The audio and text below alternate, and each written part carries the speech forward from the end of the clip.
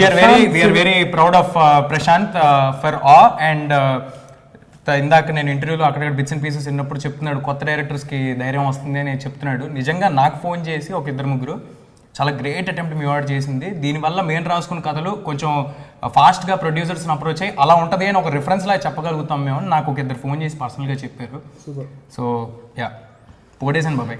Okay, ప్రశాంత్ని పొగిడితే నన్ను నేను పొగుడుకున్నట్టే ఉంటాను బాబాయ్. తను చిన్నప్పుడు అంటే తను చిన్నగా ఉన్నప్పటి నుంచి ఫ్రెండ్ అనమాట నాకు, అంటే ఇట్స్ ఆల్మోస్ట్ 10 years.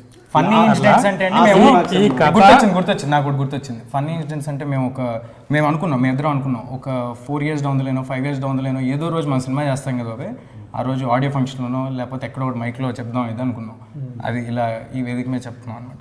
ఓ రోజు అర్ధరాత్రి ఒక ప్రొడ్యూసర్ని మేము ఇద్దరం కలిసి సినిమా చేద్దానికి వెళ్ళి, మేమిద్దరం లాస్ట్ 4 years నుంచి ట్రావెల్ అవుతున్నాం, మేమిద్దరం సినిమా చేయడానికి వెళ్ళి నేను హీరోగా ప్రశాంత్ డైరెక్టర్గా ఆయన్ని కలిసేసి 9 o'clockకి పిలిచి ఆయన మాకు పాపం వేడి పాలు 3 సార్లు పాలు ఇప్పించి 11:30-12 వరకు డిస్కషన్ అయితే కిందకు వస్తే కింద కుక్కలను వదిలేసి గేట్ వేస్తుంది. ఆ గేట్ని మేమిద్దరం అదే గోడని దూకి బయటకు వస్తే మా కార్ టైర్ని చీల్చేసారు గేట్ ముందు కార్ పెట్టినందుకు. సో అక్కడ నుంచి మేమిద్దరం నడుచుకుంటూ కొంత దూరం వెళ్ళి మళ్ళీ కార్ వచ్చేంతకు వెయిట్ చేసి అలాంటి ఫన్నీ చాలా ఉన్నాయి. సినిమాకి సంబంధించి ఆ ఫస్ట్ అనుకున్నప్పుడు ఒక 3 నెలలు చెప్పుంటారు కదా, ఆ 3 నెలలు నేను కూడా ఉన్నాను.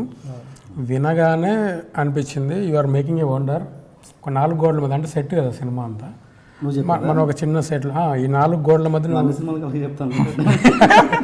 లేదు అంటే ఇది పర్టికులర్ ఈ సినిమా ఏంటంటే రెగ్యులర్ సినిమా కాదు ఇది, ఒక 4 గోడల మధ్య నువ్వు వండర్ క్రియేట్ చేస్తున్నావు Prashanth. Don't worry, go head. ఇంకా అసలు వాళ్ళు వీళ్ళు అని చెప్పి వెయిట్ చేయకు, కొత్త వాళ్ళు ఎవరు దొరికితే వాళ్ళతో ఓన్గా అయినా సరే చేయాల్సిందే అని చెప్పేసి అంటే తను చెప్పాలి మేము ఎంత ఇది చేసామని. బట్ ఇవాళ రిజల్ట్ చూస్తుంటే మేము అందరం బిలీవ్ చేసింది మా ట్రస్ట్ అసలే అంటే కొత్త ప్రయోగం చేయడం అనేది తప్పు కాదు అని చెప్పి మళ్ళీ ప్రూవ్ చేశారు అనమాట. ఇలాంటి కొత్త తరహా సినిమా నాని గారు ప్రొడ్యూస్ చేయడం, సో తన encouragement. Yeah, first of all ముందు ఇనీషియల్గా అన్నప్పుడు నాన్నగారు ఇంకా రాకముందు మేమందరం ఫ్రీగా పనిచేద్దాం, మన టీం అంతా వర్క్ చేద్దాం అనుకున్నాం అనమాట. సో ఫస్ట్ డ్రాఫ్ట్స్ అన్నీ నేను రాశాను. తర్వాత సినిమా పెద్దది అవ్వడం రావడం, ఇంకా వేరే వాళ్ళు కూడా వర్క్ చేయడం, సో అలా టైటిల్ ఏమేయాలి అన్నప్పుడు ప్రశాంత్ టుక్ డెసిషన్ దట్ అడిషనల్ డైలాగ్స్ అని చెప్పి. సో నేను వర్క్ చేసే సినిమాలకి నా డైరెక్టర్స్కి నేను అక్కడక్కడ డైలాగ్స్ ఇస్తుంటాను, but I never took a credit అనమాట.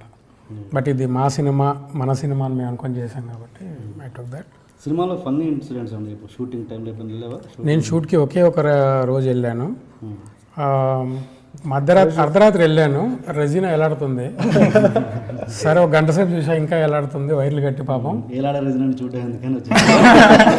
ఇంకేం లేదు, ఆ రోజు ఏం జరగలేదు. ఆ వైర్లు పాపం తను చాలా అంటే తను పెట్టిన ఎఫర్ట్స్ మామూలు ఎఫర్ట్స్ కాదు, తను మేకప్కి 6 గంటలు పట్టేది. ఆ రోజు ముందు రోజు మార్నింగ్ 7కి స్టార్ట్ చేస్తానండి, నెక్స్ట్ రోజు మార్నింగ్ 5 o'clock వరకు కంటిన్యూస్గా అంతా షూట్ చేసాం. 24 hours కంటిన్యూస్గా ఆవిడ షూట్ చేసింది. అండ్ ఆ రోప్ షాట్స్ అవన్నీ కూడా నెక్స్ట్ డే మార్నింగ్ 5 o'clock చేసాం. Imagine how difficult it is for గెటప్లో చేయడం. నువ్వు ఎలా మెయింటైన్ చేయగలవు ఇక్కడ జాబ్ చేసుకుంటూ? V6 కదా నువ్వు చేస్తావు, V6 జాబ్ చేసుకుంటూ ఇన్ని సినిమాలు ఎలా చేయగలుగుతున్నావు? ఎందుకు ఇప్పుడు మా వాళ్ళు చూసారంటే మీ చైర్మన్ ఎలా అలౌ చేస్తున్నారు అసలు మిమ్మల్ని అనుకున్నా. సో యాక్చువల్గా ఏంటంటే నాది 10 to 7 వరకు అక్కడే ఉంటాను. నైట్ టైమ్స్లో డైరెక్టర్ని కలవడం, వీకెండ్స్లో అప్పుడప్పుడు సెలవు పెట్టడాలు. నాకు మెయిన్గా ఏముంటుంది, చెన్నైకి వెళ్ళి సాంగ్స్ రికార్డ్ చేయించడం, బాంబేకి వెళ్ళి చేయించడం ఉంటుంది. సో అది నేను పర్మిషన్ పెట్టి మరి ఇప్పుడు ఆ సినిమా సక్సెస్ అయిన తర్వాత తేజుతో సినిమా చేస్తాడా ప్రశాంత్? నేను చెప్పాను కదండి 4 years down the line 5 years down మైక్లో చెప్తామని, ఏదో రోజు చెప్తాం గ్యారంటీగా. ఇద్దరం కలిసి హీరో ఇతనే డైరెక్టర్ ఒక 4-5 సినిమాలు ట్రై చేశారు, 4-5 కథలు.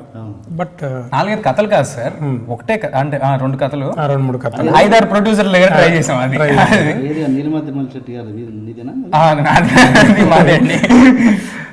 అలా అంటే ప్రశాంత్ డైరెక్టర్ ఎప్పుడో అయిపోతాడని తెలుసు, తన హీరో ఎప్పుడో అవ్వాలని తెలుసు మాకు. బట్ అది ఎప్పుడో సక్సెస్ వచ్చాక ఇంకా తేజు దగ్గరికి వస్తాడా ప్రశాంత్?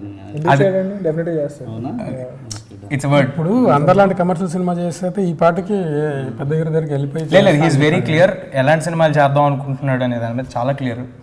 ఆ గ్యారంటీ మాకు ఎప్పటి నుంచో ఉంది. సినిమా చేశాడో చేయలేదో అది పక్కన పెడితే మేము హార్ట్ఫుల్గా వెరీ క్లోజ్ ఫ్రెండ్స్. రోజు తెల్లారు లేసి గర్ల్ ఫ్రెండ్ బాయ్ ఫ్రెండ్ లాగా ఓ పాయింట్ ఆఫ్ టైం నేను సీరియస్గా అలాగే అనుకునేవారు.